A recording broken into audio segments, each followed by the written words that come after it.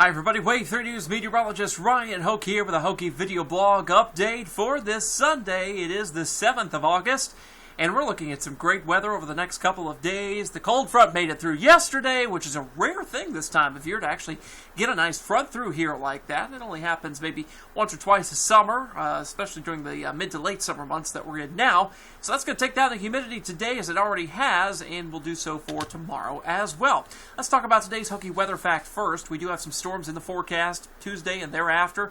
Some of them could have some very heavy rain and vivid lightning. So, lightning safety is today's theme. It is safe. It is safe to touch someone and render aid to someone who has been struck by lightning immediately after it happens. There is this myth, and it is a deadly one, that you have to be hands off of a person after they're struck by lightning because you would get struck by the residual electric charge. That's not true. The body does not keep the charge. Once the lightning has happened, it's done. And you need to make sure that you can perform the CPR, get that person to safety, whatever you need to do to make sure that that person's well-being is taken care of without fear for your own safety. You're just not going to have any of those types of problems. So let's get an update now on the Rio de Janeiro weather because, of course, the Olympics are going on there. It's currently 81 in Rio. They're about an hour ahead of us, so temperature's warming up quite quickly.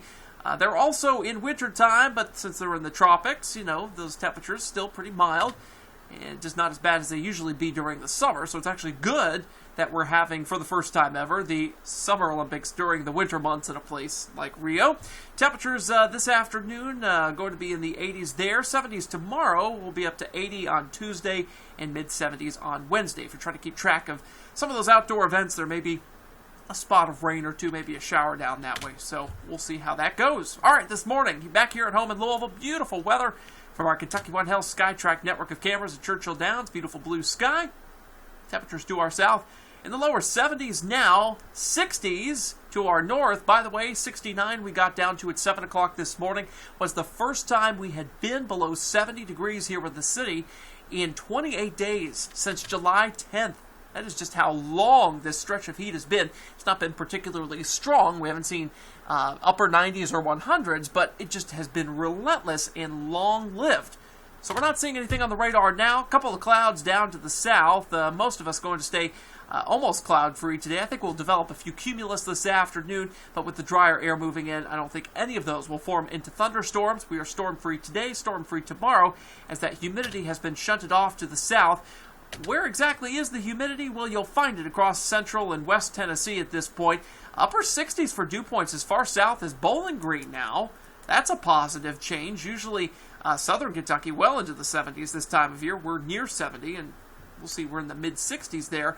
That 59-degree dew point in Indianapolis, wouldn't that be nice to get that here? Maybe hard to get a dew point that low here today, but I think some lower 60s by the afternoon, because we usually have a dew point dip in the afternoon. I think that will be achievable, so we will at least see some drier air in here. Even though temperatures will be in the upper 80s for highs, it'll be quite good feeling outside, so head down to the pedestrian bridge, get to Waterfront Park, go out to Shawnee Park. I mean, whatever you got to do today to get outside, do it. And get that honey-do list done while you're at it, because it will feel great today, but by Tuesday, and if you wait till the rest of the week, it's just going to be gross out there with all that humidity. Here's a 7-day breakdown. So we've got Wave 3 News night at the Bats tonight. Starts at 6:05. Shannon Cogan throwing out the first pitch of that game. Free camo hats at that game as well. If you're one of the first 2,000 inside the gate, I think they open the gate sometime around 5-ish. You'll see Sunday's forecast here for the Street Rod Nationals, the last day of it. Then we should see those upper 80s by about 3, 4 o'clock. Mostly sunny skies, not a drop of rain in sight. Nothing to worry about today.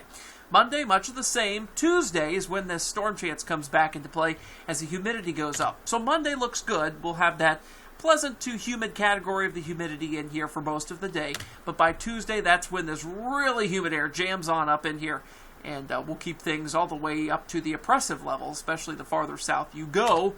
Here's the system that's causing all this. It's a slow-moving system in the Gulf of Mexico.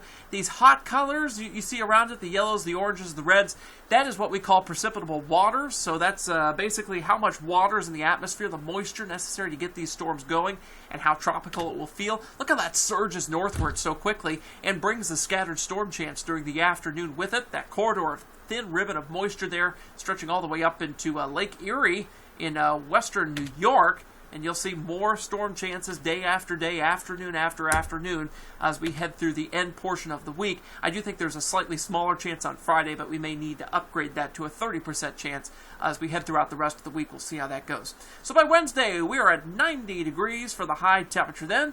Thursday, 91. We have got to get these clouds cleared out of here Thursday night because this is the Perseid meteor shower. The best viewing of this may be after midnight, and more so after about 2 a.m. when the moon goes down. You'll have just a little bit of a crescent of the moon that may try to interfere with the visibility of a few of these. We could get up to 200 meteors per hour from this. This is like the premier meteor shower of the year. So we've got to get those skies cleared out Thursday night. Let's hope that happens.